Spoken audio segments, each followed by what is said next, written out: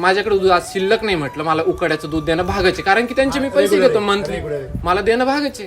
मी त्यांना सांगतोय दूध नाहीये, तरी त्यांनी मी साईडला गेलो दूध द्यायला, त्यांनी किटली उचतारली, ते म्हणे मला दूधच दे म्हणे. म्हटलं नाहीच आहे, भांडणं करून नेता माझ्याकडून दूध. ही रियालिटी.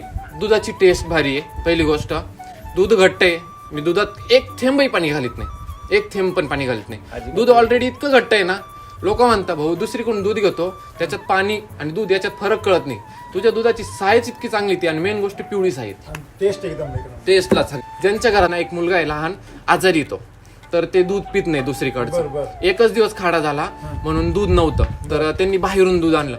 दादा म्हणे प्लीज तू ना एखाद्याला म्हणे दुसऱ्याला दूध देऊ नको म्हणे, प्लीज समजून घे, माझ्याकडे लहान बाळ आहे म्हणे, त्याला तुझ्या दुधाकडची सवय लागली म्हणे, अक्षरशः दूध प्यायला लागलाय तो मुलगा, दुसरीकडचं दूध पितच नाही तो, म्हशीचं असून सगळं मिल्क चार्जर.